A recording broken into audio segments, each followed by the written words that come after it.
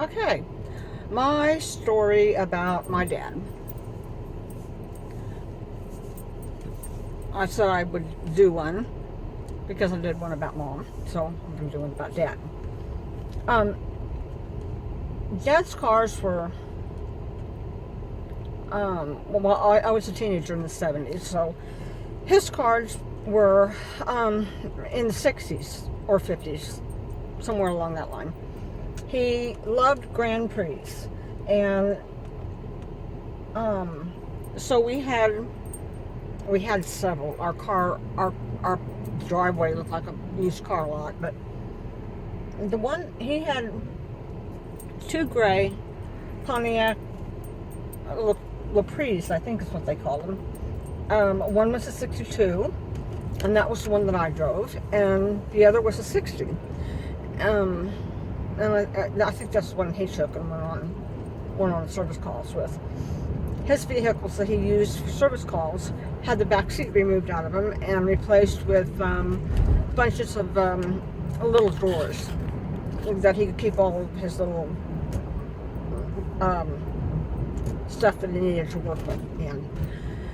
And so back then, and most of you, unless you're my age, probably don't remember that the steering wheels were huge compared to the steering wheels that we have now.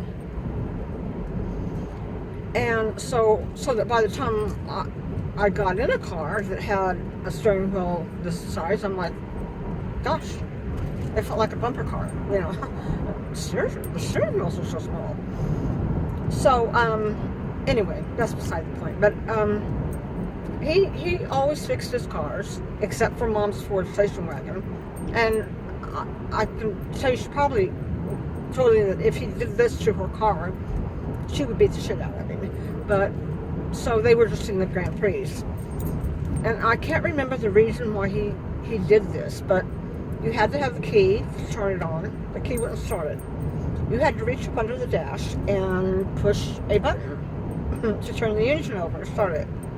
I had no idea why. Back then, I was just oh, okay, Dad, whatever, you know, type of dollar. Yeah, if Dad did it, it must have been the thing to do. So, anyway, so he'd say, if he's going to teach us how to drive, okay? Teach me how to drive. I came downstairs one day, and I come around the corner, and he's standing there. He was in later years. Well, it would have been later years for him when I was 15, because he was 47 when I was born.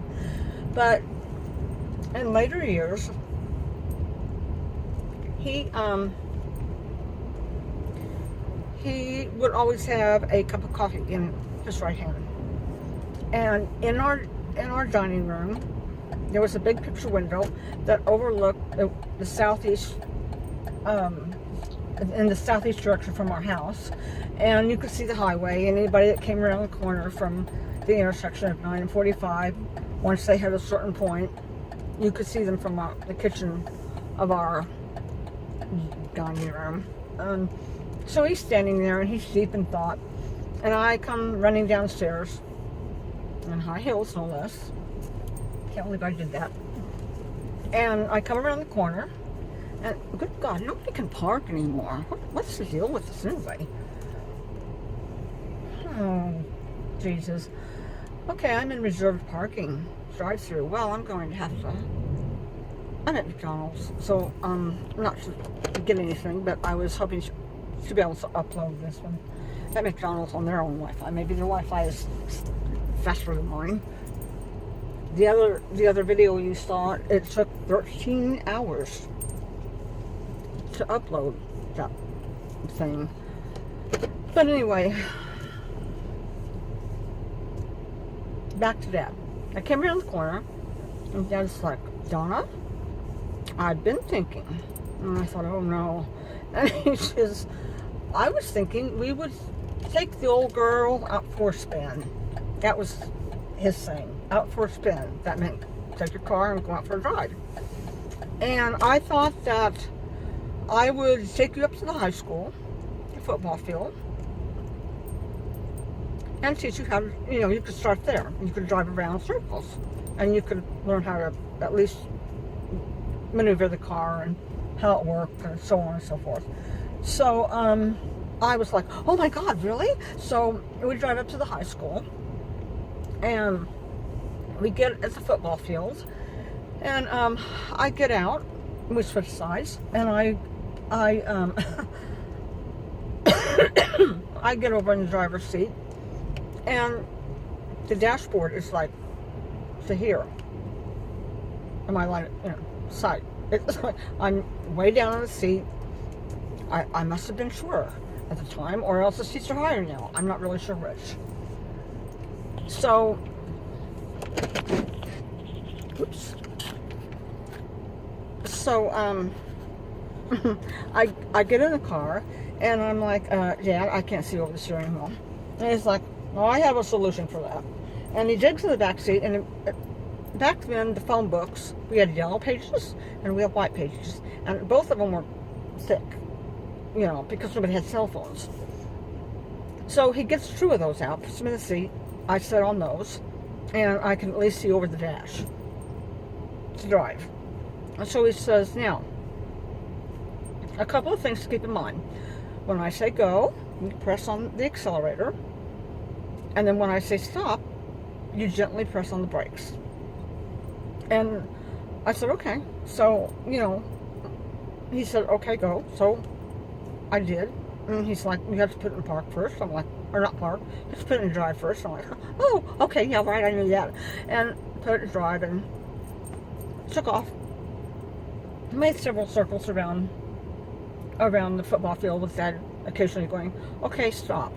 And I knew ahead of time not to slam on the brakes because there were horror stories from the family about Dad teaching Mom how to drive a car. She didn't drive when he married her. And apparently when he was teaching her how to drive and he said stop, she slammed on the brakes. Only they were in his service vehicle and all those little drawers that were behind in the back seat, no back seat, but in the back, came flying out. They were full of things like bolts and nuts and things that needed to be separated. Came flying out all over the car. It was, I can see it. The inside of the car just loaded with bolts and nuts flying everywhere. Well, needless to say, Dad wasn't very happy. From what I understand, he had this vein that ran up and down his forehead, and if you could see that vein, and it was standing out, you knew Dad was upset. And he was upset a lot about something. Well, I guess things didn't go well. Well, I sure didn't want to be on the receiving end of that. Besides, we weren't in his service vehicle. But anyway, I did great with that. And so then we moved on to gravel roads and how to drive on a gravel road. Anyway, this is how it progressed for me learning how to drive. And then he decided one day that we were going to do it on the highway. Scared shitless. I was absolutely scared shitless. Okay? And he's like, it's okay, just keep it between the line and the ditch and you'll be fine. And we had, back then we also had a driver's ed in high school. I think that helped some too, but anyway, so that's how I learned to drive. Big steering wheel and not stomping on the brake. So one day in one of Dad's fixed cars with a button, I was at TG&Y, and I went out and got in the car, and I was I think it was after school, and I had, of course, a dress on, a skirt, and we wore them kind of short back in the 70s, and high heels, and I got in, the car wouldn't start. It was a middle-aged man, middle-aged. She was probably, I don't know, at that time I thought 30 was old, but so he was somewhere after 30. And I got in the car and pushed the button and nothing happened. Well, Dad always taught his daughters how to take care of a car if you had problems. Now, he did this with all of us. I don't think it soaked into my older sisters. I don't think they soaked any of that in to their brains about what to do if they had car trouble. Okay, I'm not trying to be mean. They've been gone for quite a while, but I just don't think it ever soaked in. And so Sarah and I, of course, we got the same treatment, which came in very, very handy many times, because back then there were no cell phones. And so I get in, and I push the button, turn the key, push the button, and the starter's not turning over. I'm like, well, shit. So I get out of the car, I pull the hood, pull the hood release, get out of the car, and this guy, he's coming down the sidewalk, and he's like, well, little lady, do you need some help with your car? As I'm opening up the hood of the car, and back then, you had these things, these sticks or whatever, to hold the lid up. And hopefully, if you were lucky, they didn't break and fall and cut your head off. But that's the way they were. So I get that all hooked up, and you had to go around, for what I needed to do, I had to go around to the side of the car and bend over and work with these wires. And he said, so, do you need some help? And I'm like, no, thank you. I know what I'm doing. And him looking at me like, sure you do. Or you're a female and you're a teenager. And so he says, okay. So he stands there, and he leans up against the wall with his arms crossed. And I'm thinking, you smug son of a bitch. So I'm leaning over. I would never say that. I would never say that to him. I would only think those things. Now I would say it, but, that was then, this is now. So, I bent over the car, and I worked with the wires and got the car going. And shut the lid, dusted my hands off, and looked at him and said, I told you, don't need any help, thank you. And got back in the car, and his jaw was laying practically on the sidewalk. If I had more guts back then that I have now, which I have a ton of, or balls, if you want to call them that, and would have walked up to him and put my finger under his jaw and shut it and said, not all females are helpless. There you go. So anyway, I get in the car, and it starts, and I take off. And so that is kind of a story, one of the stories about Dad. But he made sure you knew how to change a tire. He made sure you knew where the dipstick was. He made sure you knew how to take a radiator cap off. Don't take it off while it's hot, because it will spray up and scar your face and burn you and everything else. So here's what you do. And there were certain things that were in the car in case you needed help, and so on and so forth. Today, I have the same things in my car, because it's just smart to carry that stuff.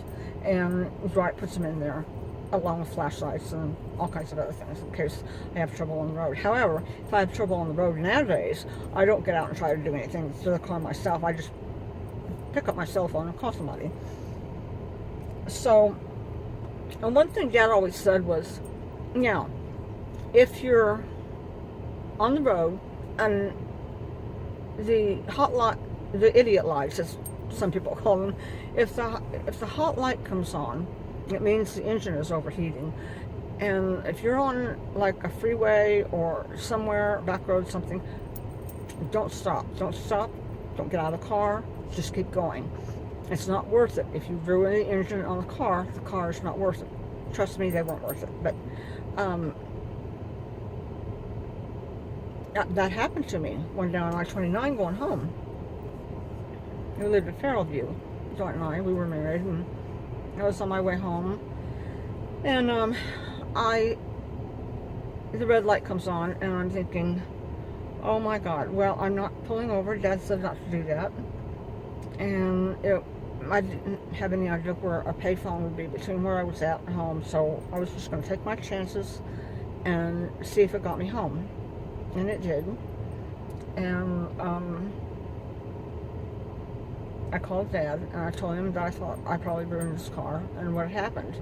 And he drives out there, takes a look at it, and puts water in it, and said, started it up and drove it, and said it never ruined it. So so that was a big plus. But he didn't want you out on the road, hoofing it, especially a young girl, a young woman, or whatever. And so these were kind of some stories about Dad, but there are lots and lots of them. I can't think of any more right now, or I'd be telling you about them. But he taught us all how to drive, including Mom. And I guess Mom's was the most adventurous. Now, when my kids started to drive, the looks on, I did something similar, except that there is a back way that's a gravel road to our house from town. And sometimes I take it, and sometimes I take the regular concrete highway. Well, when Charlotte was about 15, we went home one day on the back road. I stopped right in the middle of the road, kind of pulled over to the side, and she goes, "What are you doing?" And I said, "I'm going to let you drive. You're going to drive home." The look on her face was priceless, absolutely priceless. And she goes, "Oh my God, you're going to let me do it?" And I said, "We're going to do it on a gravel road. Just be sure you don't drive too fast, because gravel is slick as snot, and this will be a good starting point for teaching you how to drive." And from then on, we go out, usually at nighttime, and travel around on the back gravel roads and talk, and while she learned and practiced how to drive. We had some of our best conversations back then. It was a good time. And then Katie came of age, 15. I did the same thing to her. And the look on her face was absolutely priceless. None of it had the same look on their faces at all, but I'll never forget them. And she had this ponytail in, and she goes, "Oh my God, I'm gonna get to drive." So she gets out of the car, and she's skipping and hopping around, and gets in the car, and she takes off. And I'm just remember, don't go too fast. And when I tell you to stop, my dad repeating itself, history repeating itself. When I tell you to stop, but don't slam on the brakes. Okay. So I'd say, "Okay, Katie, stop." There we went, slam on the brakes. I said, "Did I not just tell you not to slam on the brakes when I told you to stop?" "Oh, yeah. Did you see how we skidded?" Yeah. "Okay, don't do that again." "Okay." And she didn't any other time after that. When Jesse got to be 15, he still doesn't drive, but that's okay.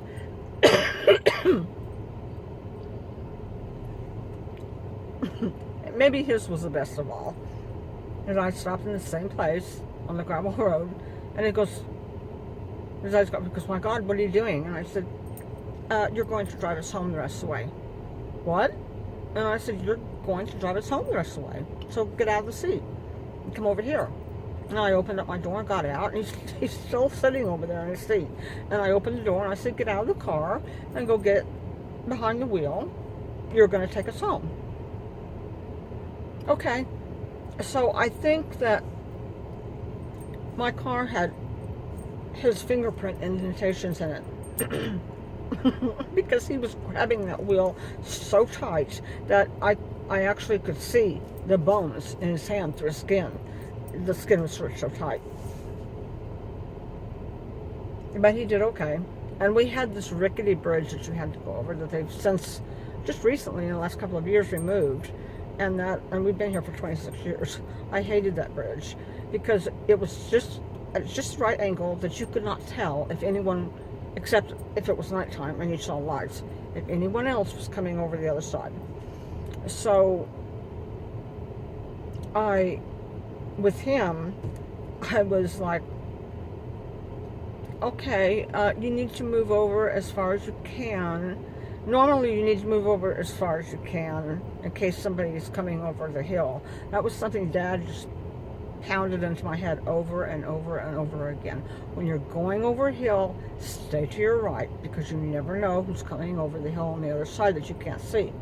And you don't know how many times that kept me from being hit head on, because not another soul seems to ever do that. They go over a hill in the middle of the road, and he said they did, and they do. So there was a drop off onto the train tracks, and Jesse's getting over, and I'm like, okay. I think that's enough. You know what?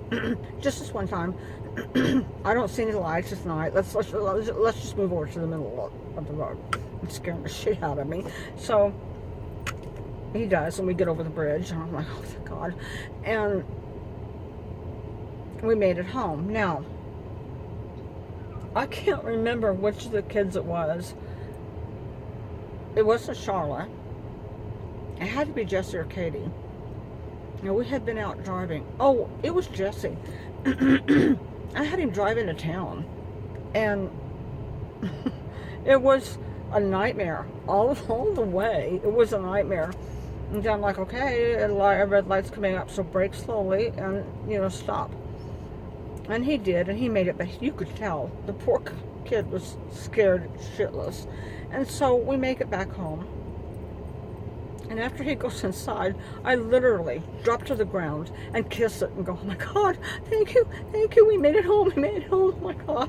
It was terrible. But he did learn how to drive just enough that he could get you home. If he had to, he could get you home, but otherwise he doesn't drive. And he wants to so bad. But anyway, that's one of my dad's stories. Oh my God, I have so many of them. It's not even funny. And this cup of coffee that Dad always had in his hand, he walked around with it, and it would be, as he got older, he started shuffling. And when you shuffle, liquid in your cup tends to slop out. And so you could just follow the path on the floor. When you went over there, it's like, oh, I'll just follow the coffee drips in here, and I'll find Dad. And you would find him sitting in his chair with a paper. He was behind the paper, reading it. And we're like, hi, Dad. Well, look who's here. As if, I lived in California, and he only got to see me once every 2 years instead of every damn day of his life. Because after I moved out, I was there every day anyway. I went back home. It was something to do.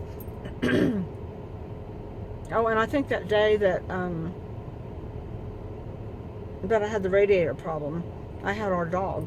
It was an Afghan hound, Vaughn. I had him with me. And I thought, there is no way I am going to get out of the car with this dog on a leash and walk alongside the highway. So the car is going to take me as far as it can, just as long as it gets me off the freeway and onto an exit ramp, where I can wait. It'd be great until somebody maybe stops, comes up to the window, although they needed to be careful when they did, because he was a male and he was very, very protective of me, and he would just go ballistic. He was all black. He was big. He was big Afghan hound. Saved me. I had a stalker follow me home one time from work. I worked we lived near the airport in Fairview, and I worked at the Hilton Hotel. And so it was only like a mile to go home. And this man was a businessman, and he would come in once a month, I guess. I don't know. It's not like I kept up with him. And I was the hotel operator. And it wasn't uncommon for people to come down to the desk and ask to see me, to see what I look like, because they like the sound of my voice or whatever on the telephone. And he was no exception. So, I'd go out and, hi, how are you? And go back to work. Well, apparently, 1 month that he was there, he got up early. I worked the night shift, and I got off at 7 in the morning. And the people that worked the night shift were able to park right down by the back door because they considered it unsafe back then for you to walk to your car in the employee parking lot at night when you were coming in to go to work, or in the morning, either way. This way you had the security man that was sitting there to be able to watch. Well, anyway, I'm getting off the track, but this man apparently followed me home.